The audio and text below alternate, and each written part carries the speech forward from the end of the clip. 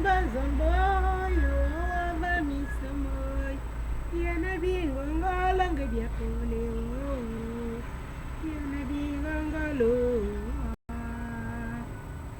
mono tumba zamboyo ava misamoy yana bingongola ngabia kole yana bingongolo ngongolo ngongolati ngongo mono tomba zamba yana bingongolo mono tomba zambo yana bingongolo mono tomba zambo va misamo va bivanti ngebia jayo joy va bivo va bivo ngongolanti va bivo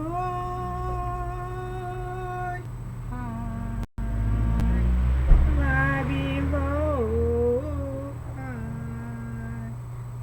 mono tomba zamba va bivo.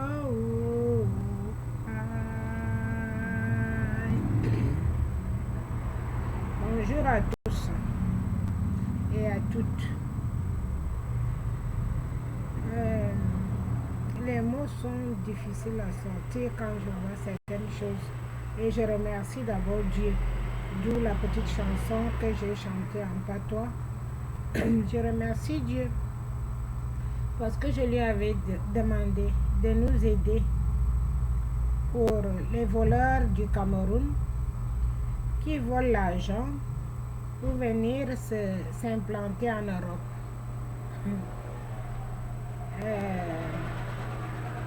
Dieu ne répond pas tout de suite. Il répond avec un grand retard parfois. Et le retard peut être très très conséquent. Parce que quand tu voles, c'est vrai que le proverbe dit qu'il vole un œuf, volera un bœuf.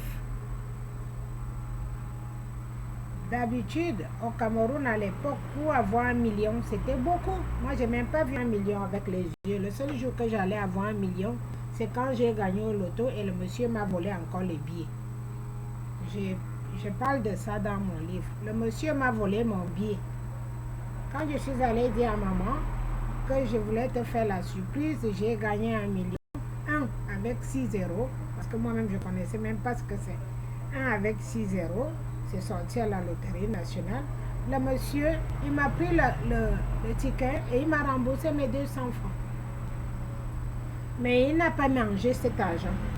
Je ne sais même pas si les billets n'étaient pas perdus parce qu'il est mort 1 semaine après ça. Je ne dis pas que je suis une tueuse. Comme vous allez peut-être vouloir changer les choses ou changer mes mots. Mais je vous jure sur la tête de mes parents que quand je demande à Dieu quelque chose, je me donne la force de l'avoir.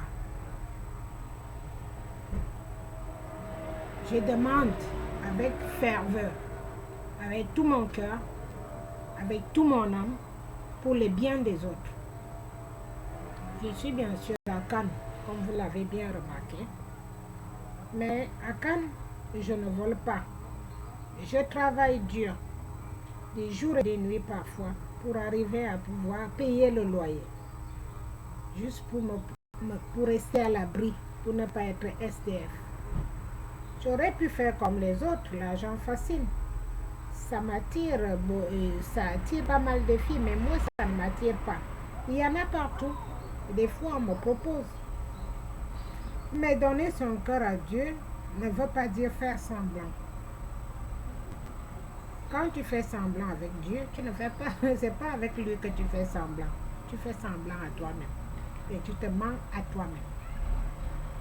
Ce qui me trouvait dur, tant mieux. Mais au fond de moi, je sais qui je suis. Quand vous parvenez à voler des sommes comme celle que je vois avec mon bon gars. Si c'est mon bon gars, si c'est mon bon gars. Qu'on a attrapé à Paris avec ça. Plus de 200 millions. De 1 milliard de millions. Je ne sais pas comment ça se convertit. Je n'ai jamais cherché à aller plus loin. Je ne cherchais même pas à connaître combien ça fait. Ici en France, avec 100 000 euros, on peut se trouver un abri. Mais comme vous n'avez pas travaillé cet argent, vous avez volé, c'est trop facile de sortir des sommes énormes comme ça pour venir vous acheter des maisons ici. Pendant que la population est en train de s'écraser, de mourir de faim. Avant, vous volez le bois à l'est. Parce que là-bas, vous pouviez voler parce que Chantal est de l'est. Donc, peut-être qu'elle redonne l'argent à sa famille et redistribue. Maintenant, vous venez voler le bois chez moi, à Ebolova, là où vous ne donnez rien à personne. Et qu'il n'y a aucun ministre. Je pense que vous cherchez vraiment la merde. Vous me cherchez la merde à moi. Parce que je n'ai pas l'argent pour distribuer à mon village. Mais je sais que la plupart de ces gens du village sont des gens qui souffrent beaucoup. Des fois, je vais discrètement. Je roule dans les villages comme ça. Je loue la voiture, je roule dans les villages. Les gens n'ont pas de quoi s'alimenter. Ils n'ont pas de quoi payer ne serait-ce que l'électricité qui est capable de passer maintenant entre Ebolova, Coimvon et partout. Tout le monde est capable de tirer la lumière. Même entre Ebolova et Lolodov, tout le monde est capable de tirer la lumière, mais ils n'ont pas cette possibilité, ils n'ont pas l'argent. Ils arrivent à trouver à peine de quoi manger et de quoi nourrir les enfants et encore. Et vous, la deuxième partie de Boulou qui est au pouvoir là. Deuxième partie des Boulou, parce que chaque fois on dit c'est les Boulou. On est Boulou, c'est vrai, je suis Boulou. Mais la deuxième partie des Boulou, c'est Samelima. Depuis qu'on est en train de parler là, des noms, de l'argent, je n'ai pas encore entendu le côté, le Boulou des Bolova qui transporte des millions.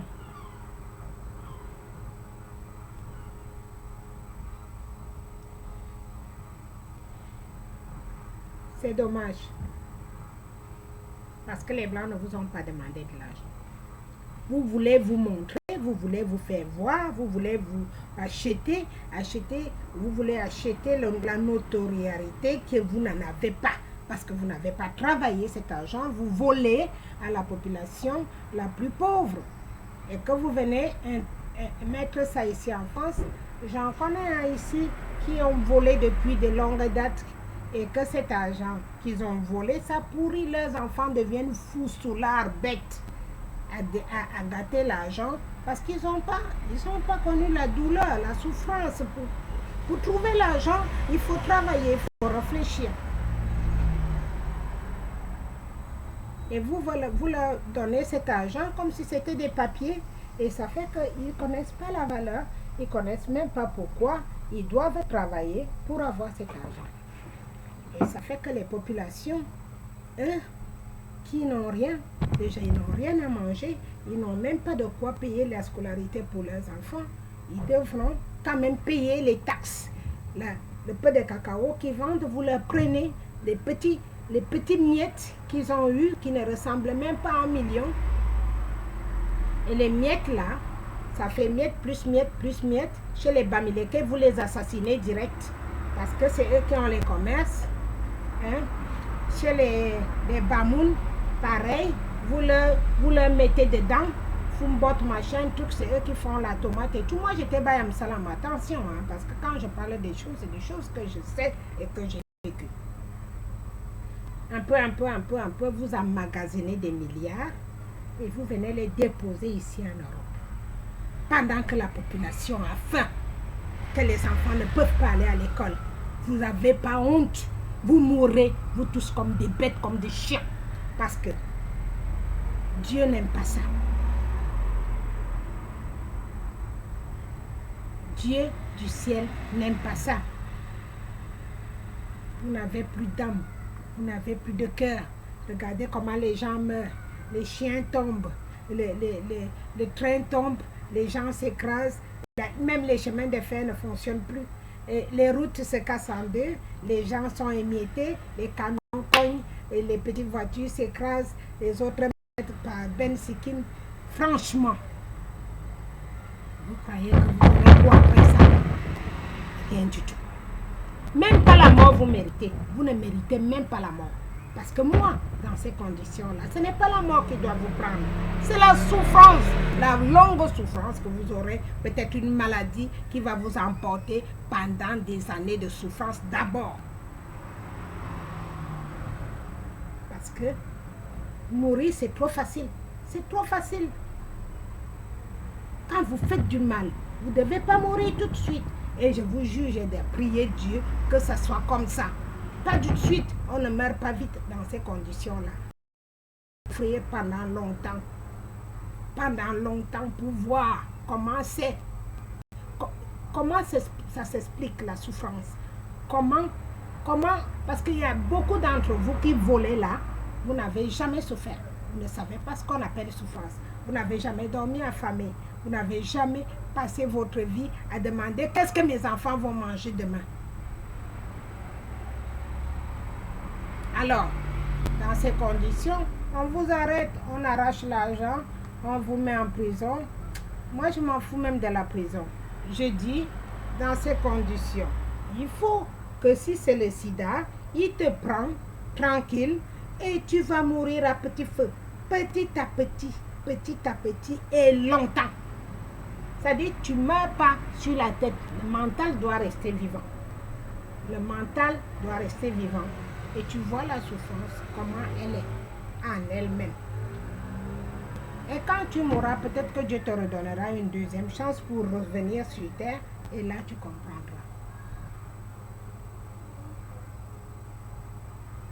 Le message que je vous envoie ce matin, c'est ça. Parce que trop, c'est trop.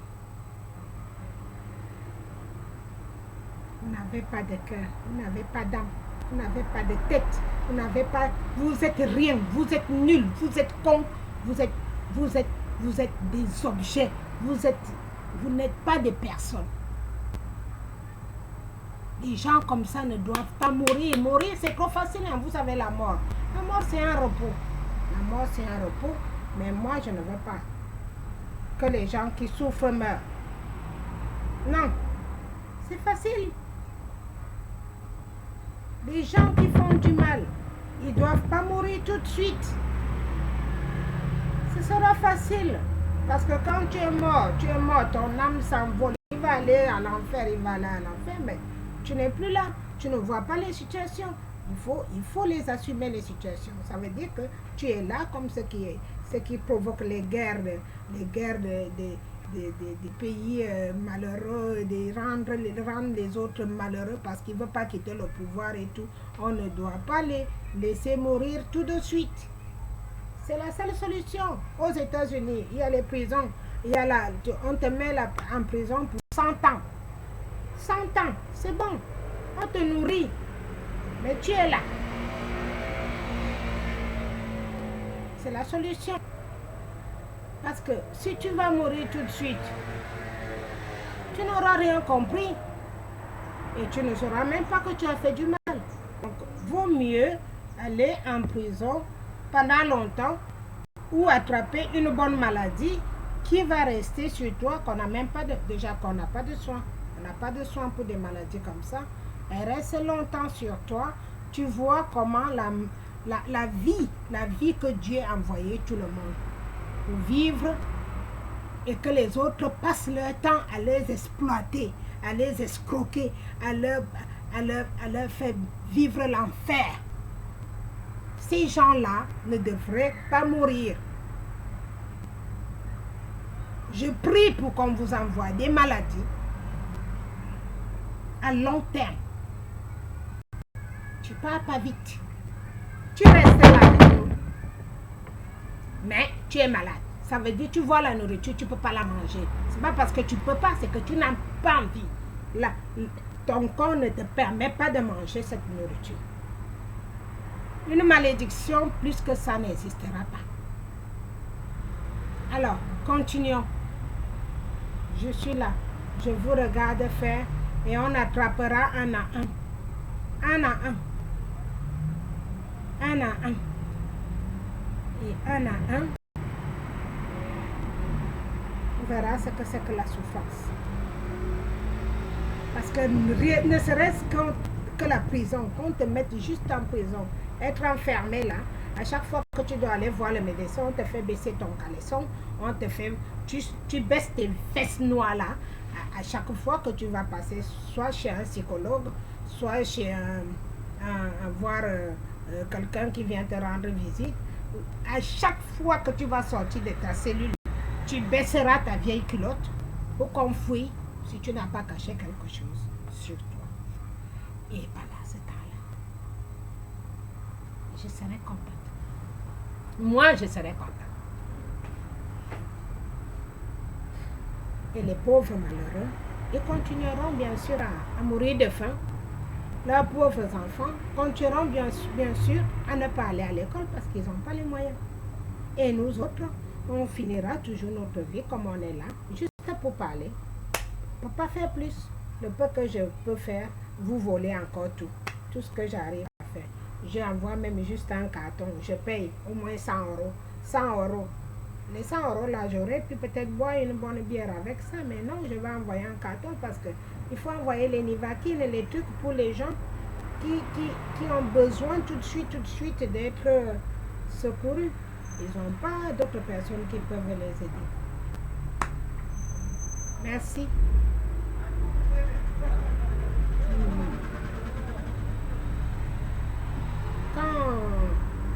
Quand le proverbe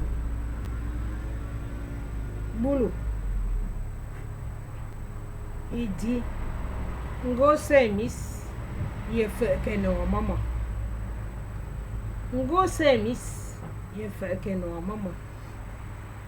Quand vous quittez là-bas chez les boulots, vous voulez vous installer en Europe pour concurrencer avec les Européens. Vous êtes cons. Parce que tu vas venir faire la concurrence avec les Européens. Et ils ont déjà la famille. Il est né dans une famille qui avait la tête, ils ont tout fait pour lui protéger. Donc, dès qu'il a l'âge de 0 mois, il a déjà un compte en banque, on met un peu de l'argent. Et après, cet argent lui servira déjà à faire son permis, puis faire son bac. Ensuite, il pourra avoir un appartement, en comptant bien sûr aux appartements des parents. Et toi, qu'est-ce que tu fais de ton enfant? Gros con, tu fais quoi de ton enfant? Parce que tu as volé l'argent, tu ne peux pas montrer à ton enfant de chercher. Comment tu veux que ton enfant cherche? Ton enfant ne peut pas chercher parce que papa a volé tellement qu'il a emmagasiné qu'il n'a plus rien à faire. Il va prendre cet argent, il va fumer la drogue. Il va prendre cet argent, il va partager. Il va s'acheter des amis. S'acheter des amis. Parce qu'il n'a personne comme ami. Tous les autres doivent se débrouiller pour s'en sortir. Oh non, noir, c'est noir. Il n'y a même plus d'espoir. Vraiment. On allait tuer Johnny Hallyday quand il a chanté ça. Mais des fois, je me pose la question s'il n'a pas eu raison de chanter. Parce que moi, je suis noire. Et je ne sais plus quoi faire. C'est-à-dire, il y a des jours, tu essaies de fermer les yeux et les oreilles pour ne pas vouloir regarder ce qui se passe sur Facebook ou alors ce qui se passe autour de nous. J'essaie de fermer les yeux et les oreilles. Mais à la fin, dès que tu ouvres les yeux, tu te dis, bon, je regarde quand même. Voilà, tac, tu l'as dans la gueule. Ouais, merci.